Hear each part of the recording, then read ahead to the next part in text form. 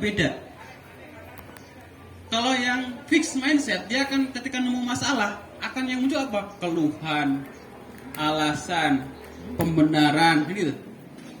Kalau yang growth mindset, ketika ada masalah, dia misalnya apa? Ini sinyal untuk saya terus belajar. Ini sinyal agar saya mengupgrade diri. Gitu ya? Pembahasannya beda. Sehingga ketika menghadapi pun masalah itu berbeda, responnya berbeda. Makanya dalam Islam itu yang dilatih itu cara merespon. Miskin kaya itu tidak berpengaruh, tapi bagaimana cara merespon yang benar. Dalam proses dakwah juga sama, gitu ya. Ketika melakukan aktivitas dakwah, maka mindset kita itu menentukan bagaimana merespon dakwah itu. Nah, tadi kalau pemahaman akidah itu belum berpengaruh pada mindset dirinya, pola pikirnya, kalau kita sudah nizam semua? Ada yang belum nizam? Baru mau. Siapa yang baru mau? Abaiwan. Ayo. Itu kan di bab pertama, Thariqul Iman. Kalimat pertamanya apa? Anbasik Kebangkitan pemikiran manusia. Jadi yang pertama dibicarakan itu kebangkitan pemikiran. Kenapa? Karena alaminya sebuah akidah itu melahirkan kebangkitan pemikiran. Jadi kalau orang ngaku berakidah Islam tapi banyak pesimisnya, berarti yang masalah di mana? Akidahnya. Bahkan ketika merencanakan hidup itu juga menggambarkan bagaimana kualitas akidahnya. Saya membuka kembali ya materi sebenarnya yang sering kita sampaikan kepada teman-teman waktu TMMP, pahala investasi. Ayat yang pertama keluar apa? Ada yang ingat?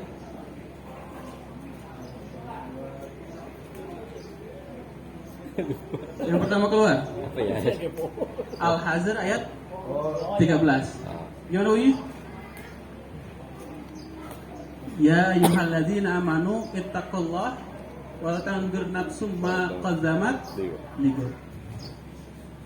Wahai orang yang beriman, bertakwalah kepada Allah, ya, dan hendaklah di antara kalian melakukan perhitungan, evaluasi terhadap apa yang kau lakukan untuk bekal di akhirat.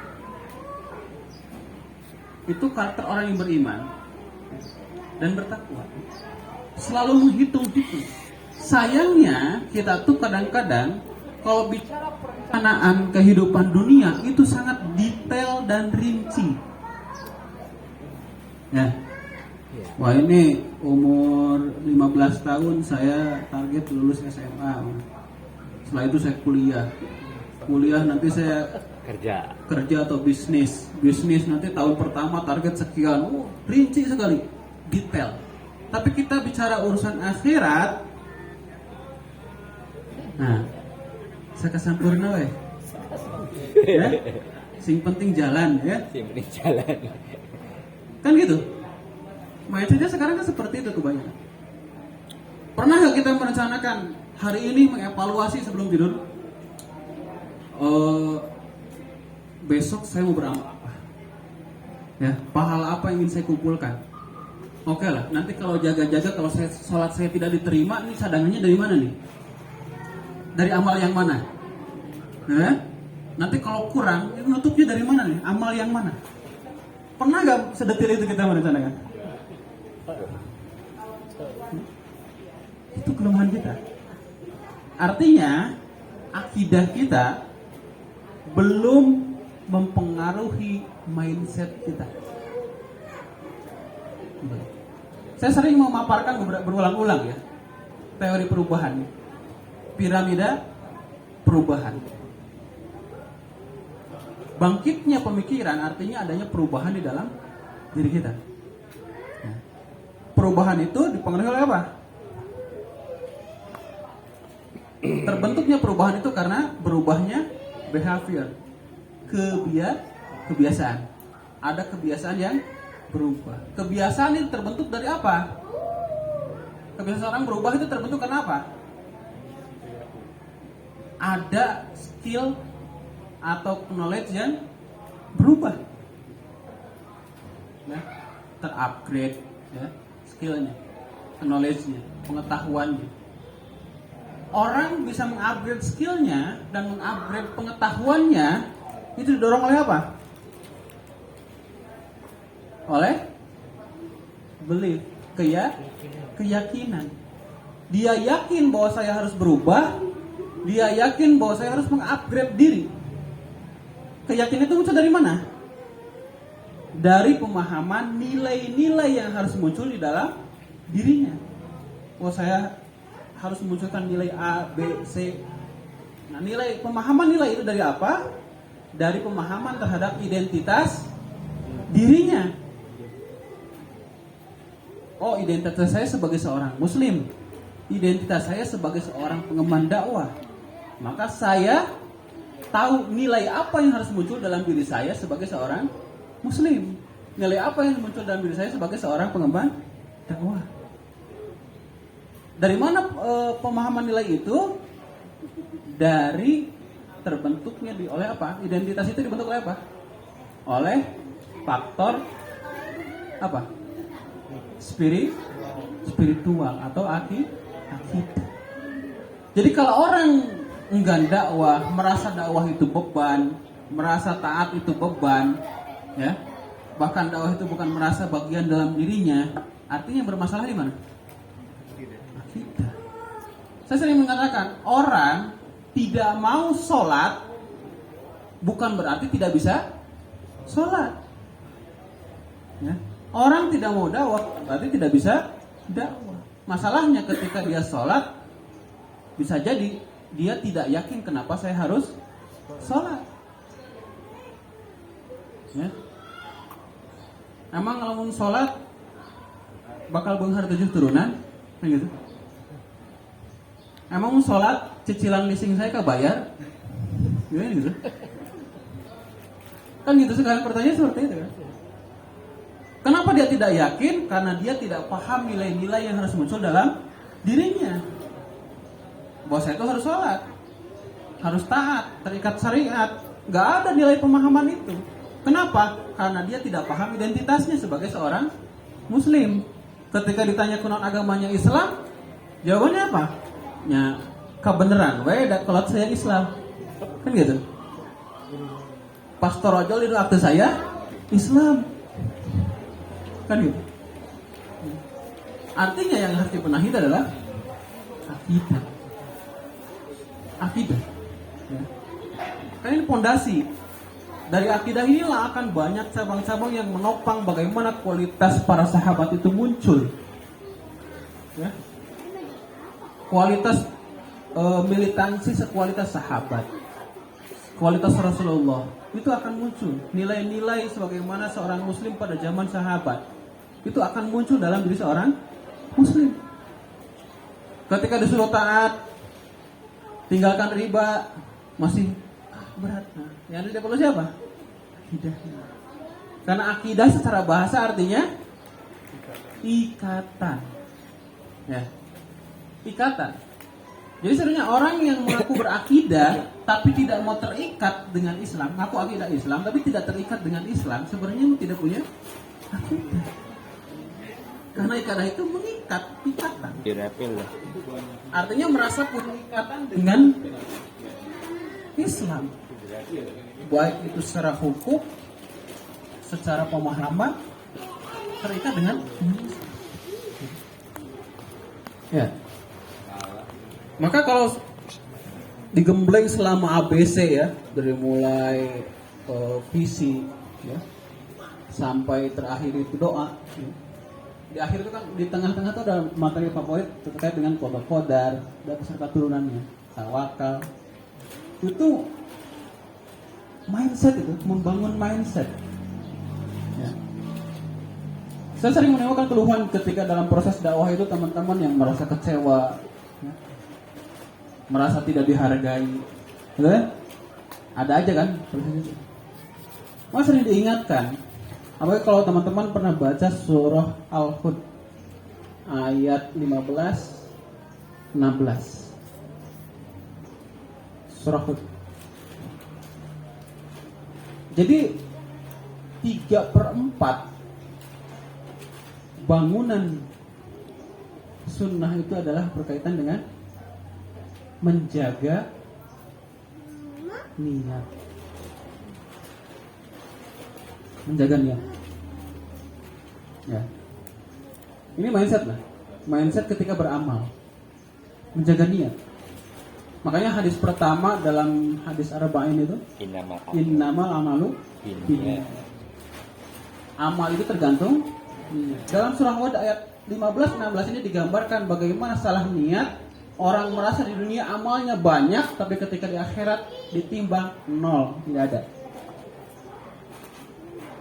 Ya Allah, di dunia itu saya tuh sering sholat duha, sholat tahajud, gitu ya. Pahalanya mana tuh ayat? Saya sering sedekah, kok pahalanya nggak ada? Ya. Saya sering dakwah, kok pahalanya nggak ada? Di ayat 16-nya kan dijelaskan apa? Dijelaskan bahwa kenapa demikian? Itu akibat ketika di dunia kita itu beramal itu akan mendapatkan amal sesuai dengan niatnya. Kalau hadis tadi innamal amalu binniyat wa innamal imri'in ma nawa. Orang itu akan mendapatkan sesuai dengan niatnya. Sholat duha tujuannya untuk apa? Supaya usahanya lancar. Sholat tahajud supaya bisnisnya sukses. Ya. Sering sedekah supaya apa? Semakin kaya. Allah kasih kesuksesan, kasih kelancaran, ya. Kasih kekayaan. Ketika nanya pahala duhanya ya jangan tanya. Wong niatnya pun untuk dunia. Kan gitu. Kamu berdakwah supaya dipandang orang alim. Ya. Kamu bersedekah supaya dipandang sebagai orang dermawan. Tambah dapur. Makanya ada satu hadis yang cukup mengerikan itu apa? Ya. Ada satu neraka yang bahkan jahanam sekalipun, salah satu bagian neraka itu berdoa sehari puluhan kali berlindung dari neraka itu. Neraka berlindung dari neraka, bayangin. Artinya apa? Saking mengerikannya. Jahanam itu kan sudah level paling dalam. Jahanam sendiri sampai berdoa sehari puluhan kali berlindung dari neraka itu. Ada hadisnya. Cuman konteksnya saya bukan penghafal yang baik. Ya. Untuk siapa hadis neraka itu? Rasulullah menggambarkan itu untuk para penghafal Al-Quran, untuk para alim yang ketika dia menyampaikan ilmunya, ketika dia berdakwah di tengah-tengah umat, itu tujuannya untuk mendapatkan ridho manusia. Tujuannya untuk mendapatkan tepuk tangan manusia. Ya. Jadi pentingnya kita menjaga. Maka ketika berproses di dalam dakwah itu, saya sering berpesan kepada teman-teman itu, bukan hanya Ciraya saja, bahkan ketika saya berkunjung ke kota-kota lain juga sama. Ketika ke Sukabumi, ke Bandung, ke Sumedang, Banjar, ya alhamdulillah, gara-gara dakwah saya jalan-jalan terus. Ya. Saya sampaikan bahwa jaga niat, jaga niat supaya tidak rugi. Karena kalau sering ngeluh itu artinya apa? Belum ikhlas itu. Belum ikhlas. Kalau masih ngeluh tuh, masih menyalahkan. Kemarin kan Ustaz Ahmad Faiz misalkan kunci bahagia di dalam dakwah dan beramal itu apa? Fokus pada diri sendiri. Artinya kumaha? Berarti orang urus diri sorangan ya bukan? Artinya gini, cara merespon ya, ketika kita berdakwah, kita beramal, apapun kondisi yang terjadi di lingkungan kita, maka fokuslah pada diri sendiri. Kalau dakwah ternyata menemukan fakta kita kurang support dari tim, ya, kurang didukung oleh tim, atau kurang didukung ke ketua, ya. di Mahaliyah kurang didukung ke Masul. Apa yang dilakukan? Cara merespon kita fokus pada diri sendiri. Artinya apa? Ketika itu yang terjadi, maka fokus kita apa? Fokus kita adalah apa yang bisa saya lakukan untuk memperbaiki kondisi. Nah, kalau gitu kan kita makin sulit. Iya, semakin sulit pahalanya semakin besar. Justru itu butuh bentuk penghargaan. Bonus. Kenapa? Ketika orang hanya fokus TMMP, hanya fokus kontak, kita punya tantangan lain, punya ladang pahala lain. Apa? Memperbaiki kekompakan, memperbaiki sistem dakwah ya. Enak kan? Senang gak? Senang. Sehingga tidak ada istilah beban, gitu kan? Nggak ada itu ngeluh. Wah, saya mah kurang disupport. Terus ngeluh sana sini gerak ente gitu ya. Jadi keluhan. Nah, Iya, geraknya tuh bahkan saya tuh sampai ekstrimnya seperti ini ya. Pentingnya menjaga keikhlasan itu. Ketika kita ngontak, ngundang orang, kita ngundang 10 orang. Datanglah 2 orang, yang 8-nya tidak datang. Kecewa? Ya. Kecewa. Udah ngontak, udah ngasih gift, beliin martabak, ngirim buku, semacam-macam. Kita habis bensin, waktu, tenaga, nggak habis juga. Nah, kalau kita mau berpikir lebih dalam lagi, sebenarnya bisa jadi yang berpahala itu adalah yang tidak datang. Ya. Kita kan belajar kode kodar kan? Ya. Belajar kode kodar kan? Yang Allah nilai itu hasilnya atau prosesnya?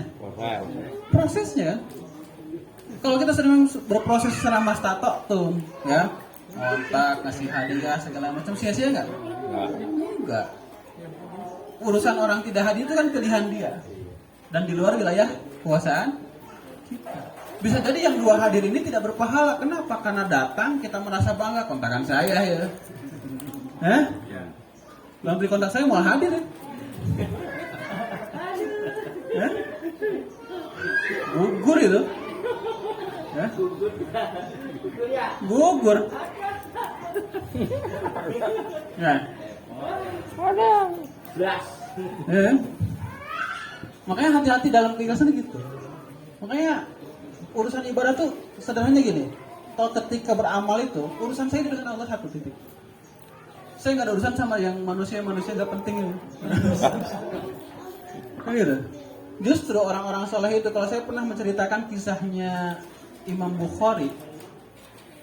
Bagaimana akhir hayat Imam Bukhari? Meninggalnya di mana? Meninggal di pengusiran, di pinggir jalan. Ya. Saat itu Imam Bukhari tinggal di daerah apa namanya? Bukhara. Samarkand. Daerah Samarkand. Kalau sekarang tuh daerah apa ya? Bukan India, itu Sudan atau apa ya?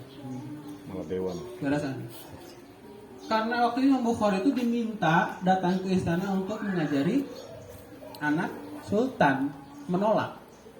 Ya, beliau mengatakan ilmu itu didatangi bukan mendatang. Marah tuh si penguasa. Saya akhirnya apa? Diusir. Diusir tanpa ampun. Bahkan ngambil kitabnya pun tidak diizinkan. Gitu. Akhirnya beliau pulang ke daerah. Saya lupa istilahnya, satu wilayah. Di sana disambut dengan baik. Sebentar. Tidak lama kemudian penguasa wilayah tersebut pun dikirim surat oleh penguasa Samarkand untuk tidak menerima Imam Bukhari. Lalu dari sana pun akhirnya Imam Bukhari teringat pulang ke daerah asalnya, Bukhara. Ternyata sampai sana pun sama, sudah dapat maklumat yang sama, diusir juga. Sampai akhirnya apa? Imam Bukhari mengatakan, ya Allah, kalau sudah seperti ini, saya mendingan udah selesai saja dengan dunia. Sampai akhirnya beliau wafat di pinggir jalan. Seorang ulama besar yang kitab hadisnya dinobatkan kitab paling sahih kedua setelah Al-Quran.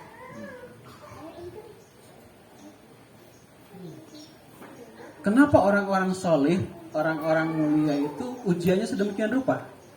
Kenapa? Harusnya kan orang semakin soleh, saya semakin kedudukan semakin bagus itu makin dimuliakan manusia. Kenapa kok semakin dijauhi bahkan sedemikian rupa? Kalau lihat rata-rata para ulama itu dulu hidup dalam kepedihan. Imam Ahmad dicambuk. Karena orang-orang saleh, orang-orang yang bertakwa akan Allah berikan kekecewaan terhadap dunia. Akan merasa dunia itu mengecewakan dia, manusia-manusia itu mengecewakan dia, sehingga hanya satu yang dia harapkan, satu tempat dia bertumbuh, yaitu Allah. Di saat posisi itulah ketika wafat, disitulah letak kemuliaan yang sesungguhnya. Allah buat dunia itu mengecewakan bagi dia. Yang ngeri itu kan ketika kita sudah terjangkit yang namanya penyakit wahan, cinta dunia, hubbud dunia, wa karahiyatul maut. Cinta dunia. Cinta dunia itu lebih mengerikan daripada berbuat dosa, Pak. Kalau dosa, orang zina akan merasa berdosa nggak? Orang mabuk merasa berdosa nggak? Kalau orang terjangkit kecintaan pada dunia, merasa dosa nggak? Dinasehatin pun susah. Kan katanya ada 3 yang sulit dinasehatin. Orang yang jatuh cinta, terus orang yang kedua ini saya lupa. Yang ketiga itu orang yang terpaut hatinya terhadap dunia. Susah menerima nasihat. Sekarang tambah 4. Pemain slot katanya. Susah dinasehatin. Gitu. Bagian. Hah? Apa? Oh, sama termul.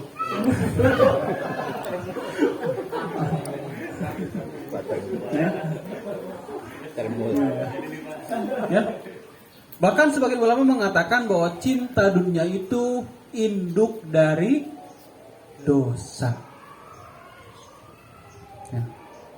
Cinta dunia itu induk dari dosa. Dosa apa yang dilakukan tanpa motif kecintaan pada dunia? Gak ada. Semua motif dosa itu karena kecintaan pada dunia. Jangan yang jauh-jauh berzina lah. Malas halakuh aja. Tidak berangkat halakoh karena alasan tidak syar'i. Apa motifnya coba? Kalau selain kecintaan pada dunia, ya? Karena saking dia tidak mau kehilangan nikmat istirahatnya, itu kenikmatan dunia. Ya? Orang tidak mau sholat. Ya, kenapa? Saking dia tidak mau terlepas dari nikmat tuh. Tidak ada kemaksiatan yang tidak ada motifnya karena kecintaan pada. Gak ada istilahnya. Makanya orang juga mengingatkan kita tidak bisa orang ya yang terpaut hatinya pada dunia sekaligus juga cinta pada akhirat, itu tidak mungkin. Kalau ada yang ngomong seperti itu, waduh.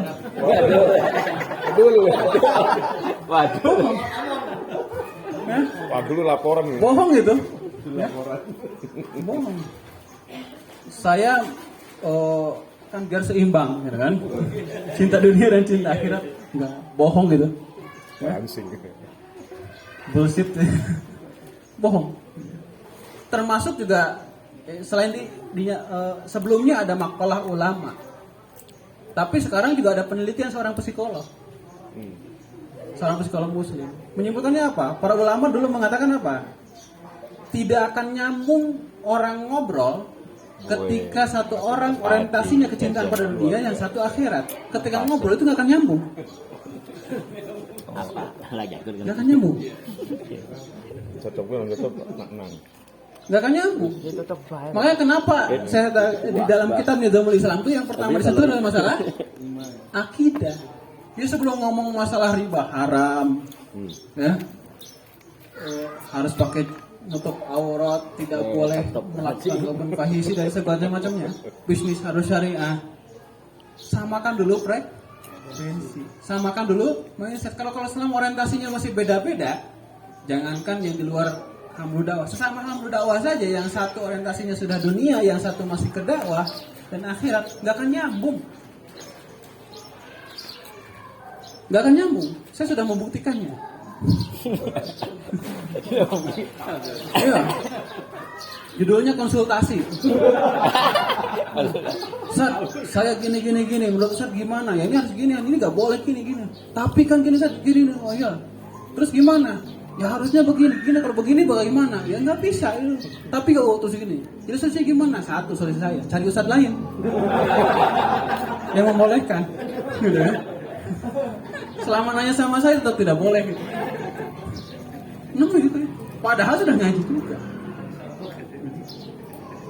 Hati-hati dengan orientasi. Karena yang namanya dunia itu memalingkan orientasi itu dengan mudah. Sangat mudah sekali. Halus menggesernya. Maka penting menjaga keikhlasan. Karena harus menjaga keikhlasan kan dalam Al-Quran itu kan setan itu menggoda manusia di depan, belakang, samping kanan, samping kiri. Dari mana yang gede? Atas kan? Selama hubungan kita dengan Allah itu bagus, aman. Terus kalau baca Al-Quran, nah, termasuk dalam kitab buku yang dulu saya dikasih oleh Ustaz Irfan Abu Nafid, 9 strategi setan menggoda manusia. Strategi paling puncak apa? Yang Nana itu kan diajak kafir, ya, diajak maksiat besar, sampai ada yang terakhir itu tengah-tengah itu ada yang medium itu disibukkan dengan amalan-amalan sunnah, merasa paling ibadah. Dia aktif di lembaga sosial, nampung sedekah, segala macam, diajak dakwah. Saya mah nyaman di sini udah, ya.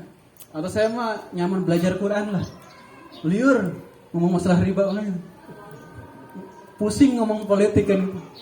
Disibukkan dengan amalan-amalan sunnah sehingga yang wajib terabaikan. Ada strategi paling puncak setan. Ketika ini enggak mempan terakhir. Strategi terakhir setan apa?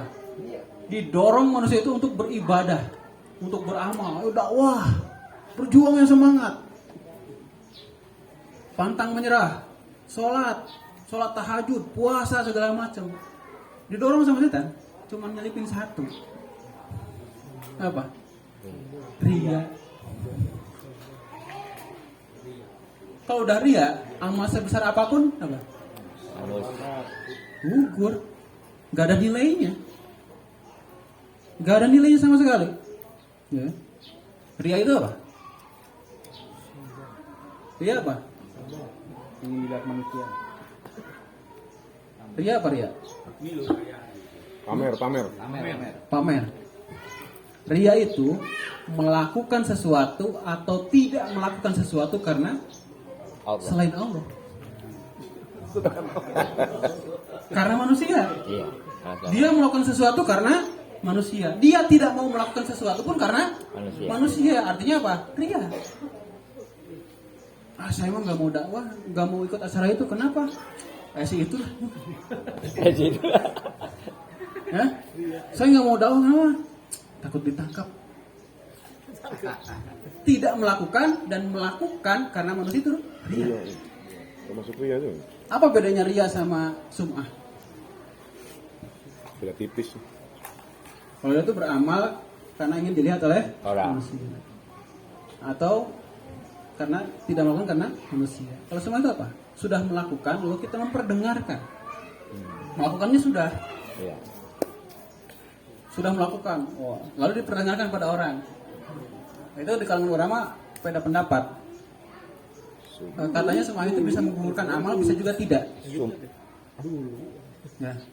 Kalau ketika memperdengarkannya itu tidak ada unsur ria, sekedar sharing inspirasi, itu insya Allah aman.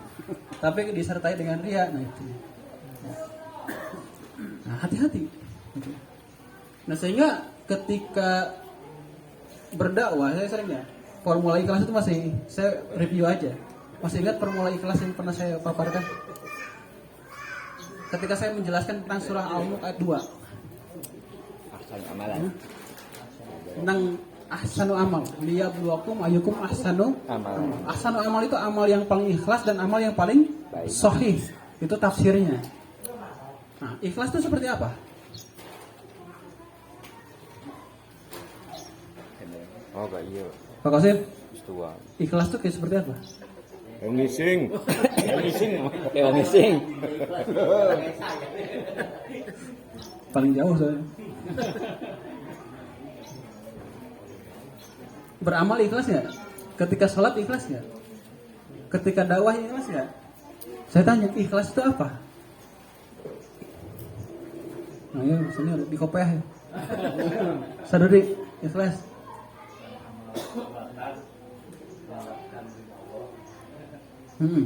Untuk mendapatkan ridho. Oh, kriterianya seperti apa? Amalnya ikhlas.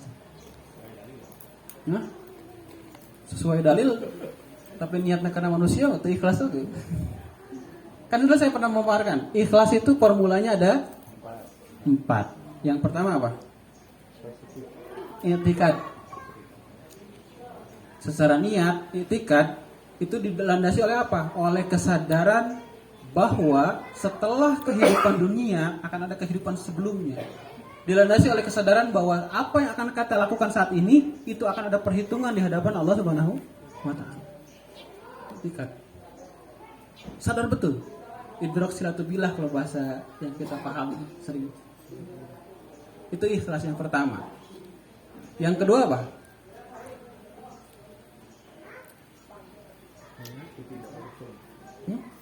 I'tikad. Saya juga sebenarnya lupa ya. Ya. Yang kedua, formula ikhlas itu ada yang disebut dengan apa namanya? Khususon. Khususon. Yang bisa tahlil kan nggak asing dengan kalimat khususon. Inilah hadratin. Khususan ila arwahil. Ini khususnya makna lain. Khususan itu apa? Spesial. Ya, khusus. Amalan yang ikhlas itu harus khususon. Teristimewa. Gitu ya. Aba Iwan. Nah, Aba Iwan. Sebagai tuan rumah. Mempersiapkan ini karena yakin akan ada teman-teman datang ke sini. Pasti ada persiapan ya? Persiapan kan? Apa aja yang dipersiapkan Pak Iwan? Ketika kita mau datang ke sini?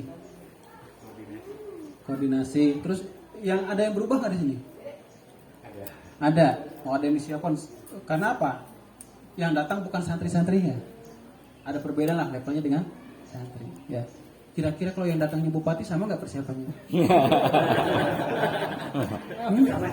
Nah, yakin. Yakin. Hah? Yakin. Ya. Ini yang beli jamuan siapa? Yang beli jamuan siapa? Yang nyiapin jamuan ini siapa? Dia. Bagiannya siapa? Yang nentuin ini siapa? Hah? Kang Oki. Kang Oki.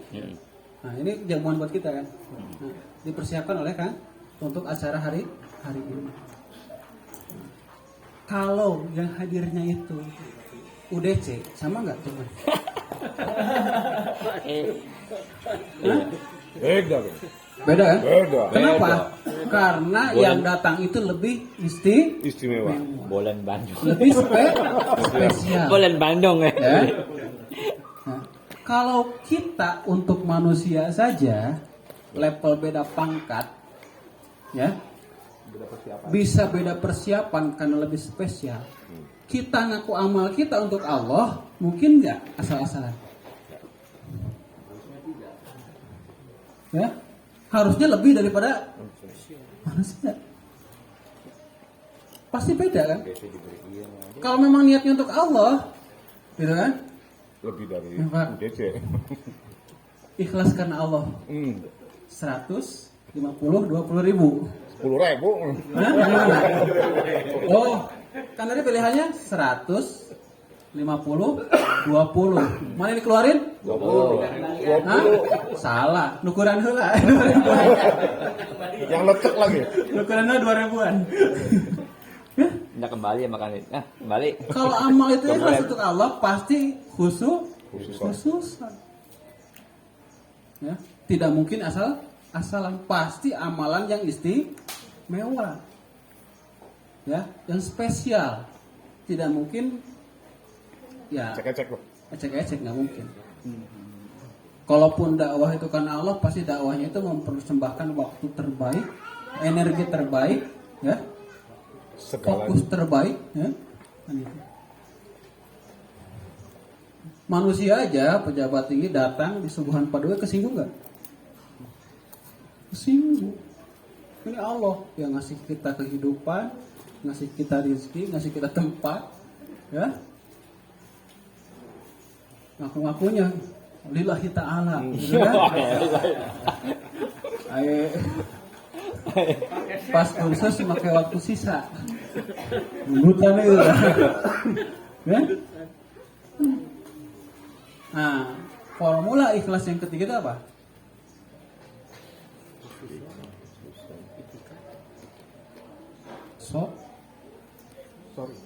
Sofa. Apa? Clear, bersih dari niat-niat yang lain. Negatif. Saya udah lebih waktu belum? Lanjut sampai jam 4. Kan tadi karena agendanya tidak jelas, saya nggak jelas juga. Ya. Sofa artinya suci, bersih, clear Laundry.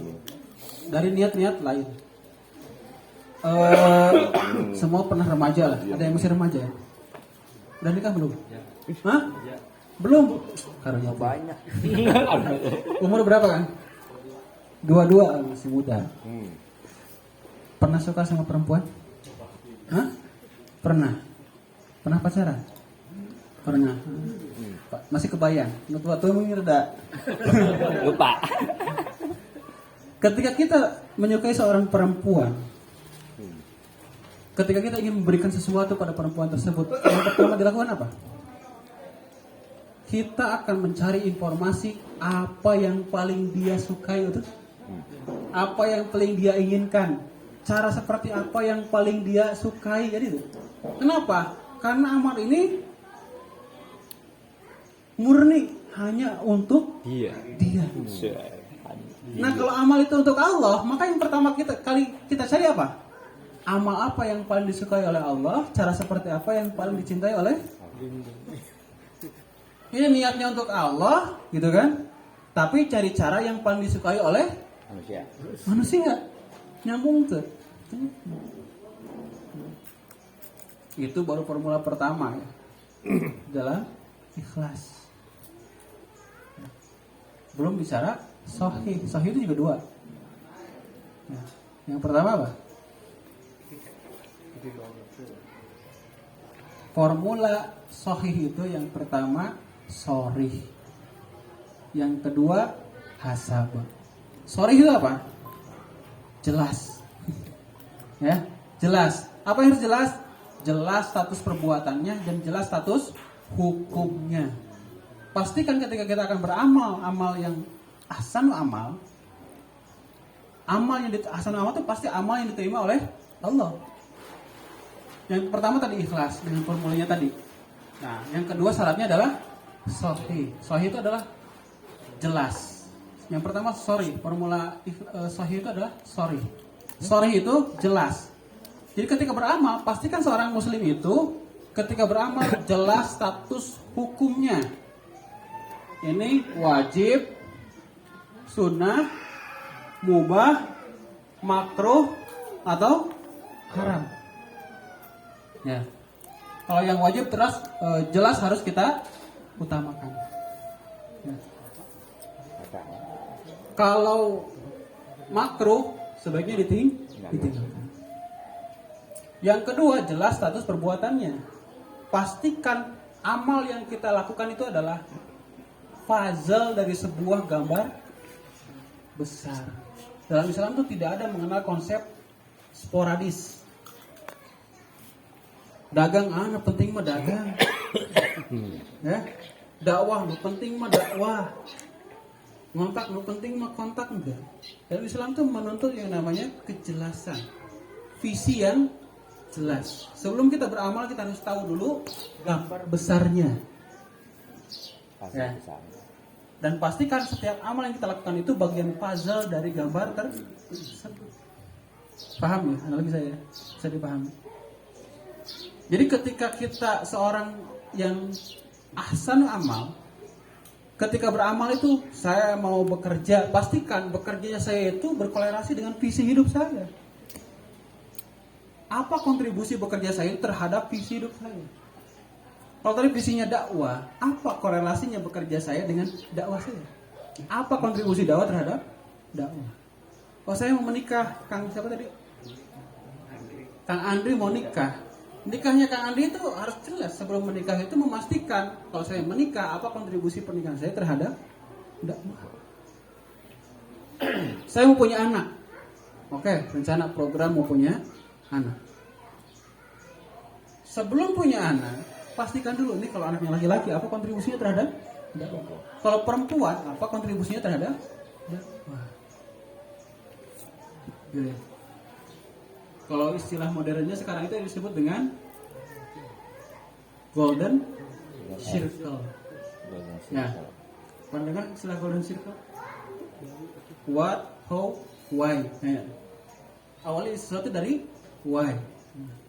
Why itu kan bicara visi, kontribusi, peran. Nah, yang ketiga adalah yang kedua adalah hasabah. Hasabah itu hisab, ditimbang. Setiap amal itu harus ditimbang. Orang yang ahsan amal itu selalu menimbang. Artinya apa? Karena waktu kita terbatas, ya, umur kita terbatas, tidak mungkin kita mengamalkan seluruh amal.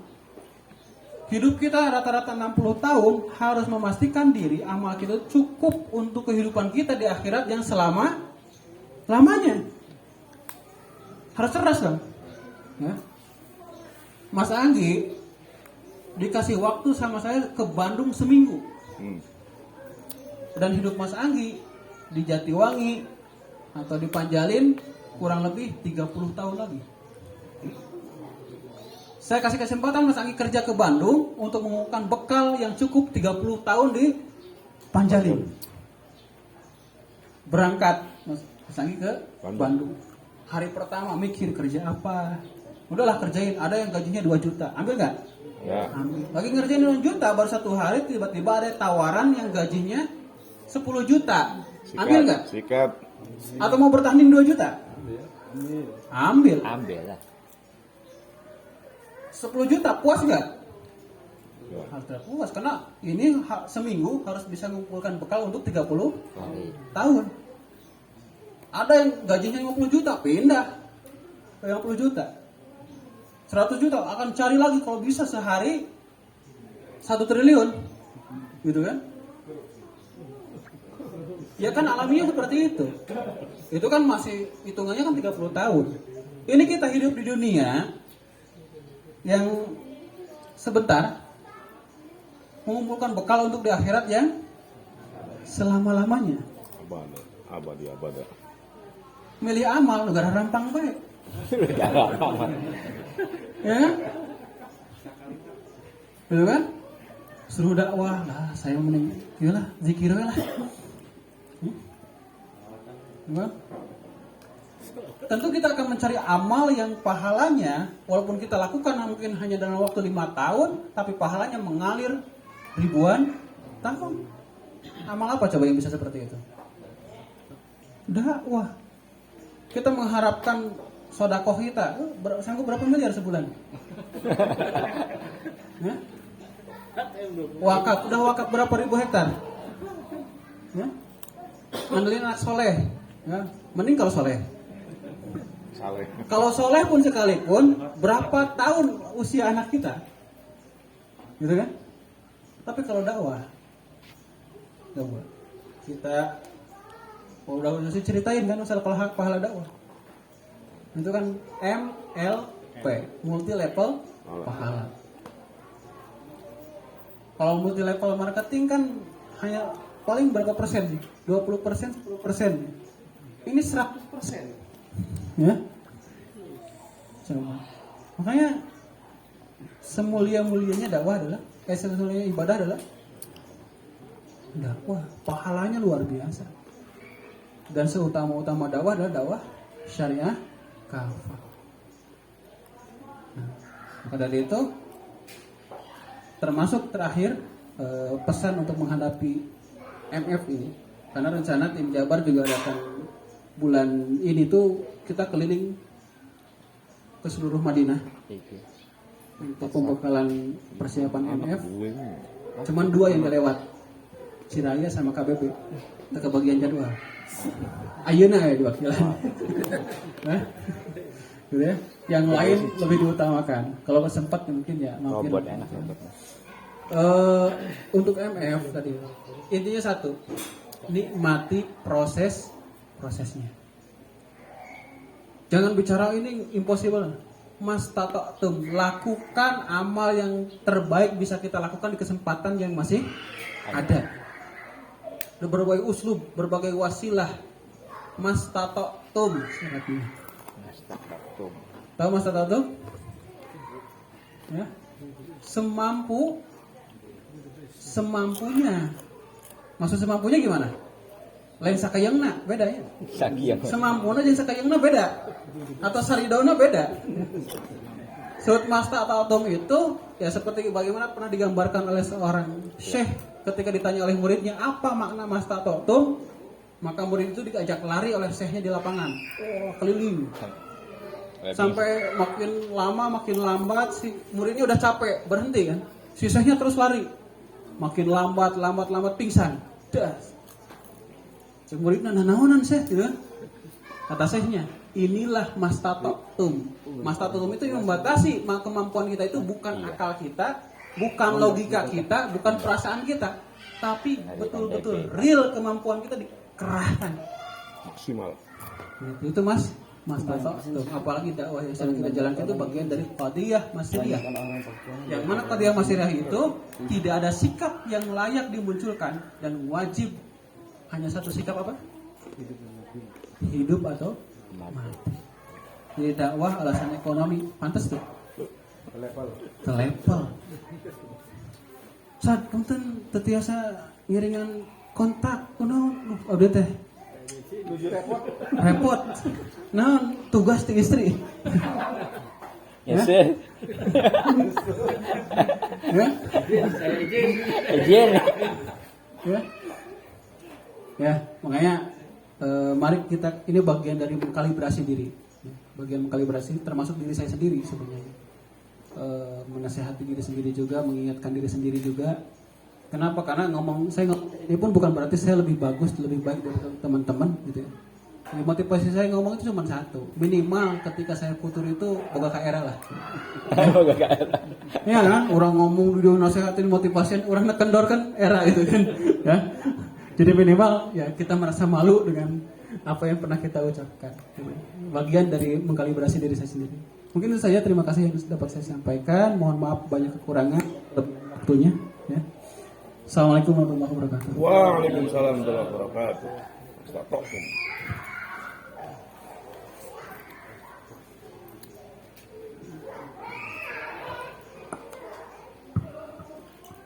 Alhamdulillah tadi sudah disampaikan oleh Ustaz Mas, alumni 3 sangat menyentuh ya. Karena kalau tidak menyentuh berarti akidahnya nggak benar. Masya Allah. Mungkin materi ini sudah alhamdulillah.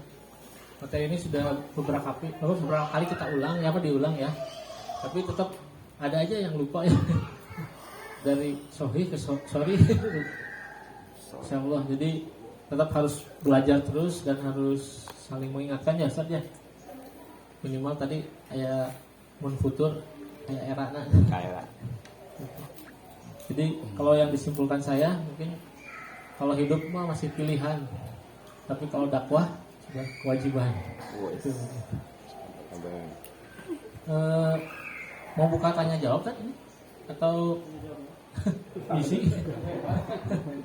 Di sini ada pertanyaan yang baru-baru nih, yang baru bergabung. Ada Kang Andri. Oh, ada enggak?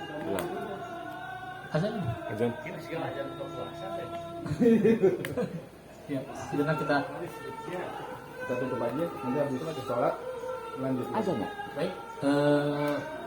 Mungkin kita tutup acara ini dengan membacakan istighfar. Ya. Oh, sementara. Break dulu, break. Oh ya, mungkin break dulu ya. Ya. Break dulu untuk sholat zuhur. Nanti setelah zuhur makan dulu ya, atau makan nasi.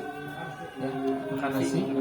Paketnya sudah ada ini, sudah tersiapkan. Dan jangan lupa HTM-nya yang belum dikumpulkan ke Ustadz Denny. Langsung aja. Langsung dari bapak-bapaknya aja ya, nggak usah lagi ke ibu-ibunya. Langsung, kalau bisa sebelum makan. Biar ketahuan. Maka, Assalamualaikum warahmatullahi wabarakatuh. Waalaikumsalam warahmatullahi wabarakatuh.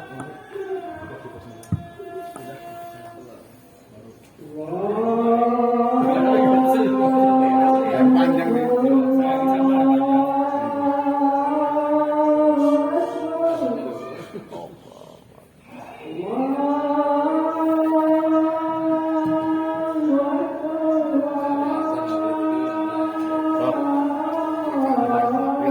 Hah? Ya ini kan flyer ya. 100 berapa? Beliau ini lagi.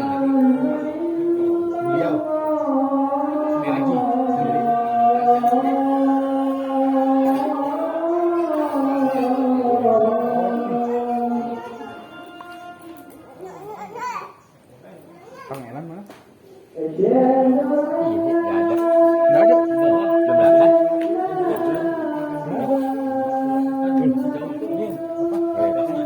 Di sini.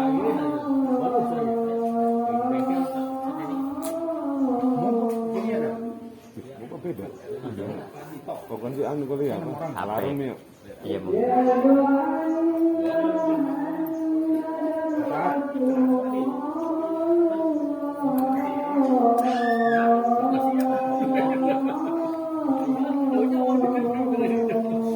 Ada 6. Sama bayi ya? Dia mau Mantap. Ya kalau mana dia sudah masuk.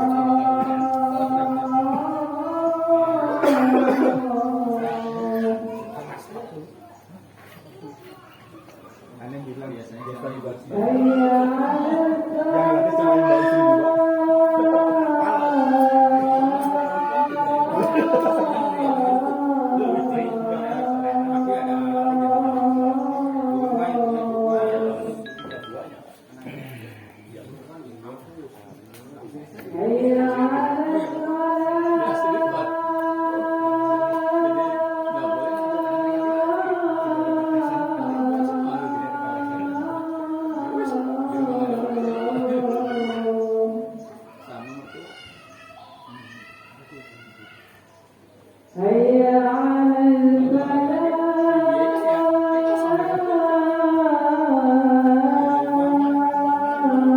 Kurang jadi kalah harus sumber ya, sumber telur ya. Ini kan si suhe.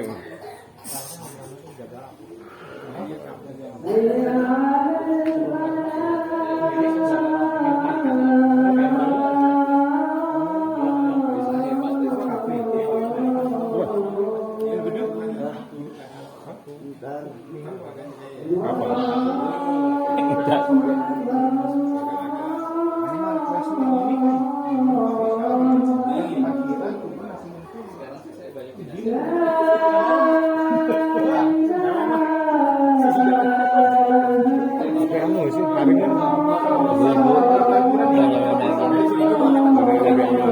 Ya amal satu daripada bawa anak sama keluarga, bawa anak, bawa putu, bawa utuh tik.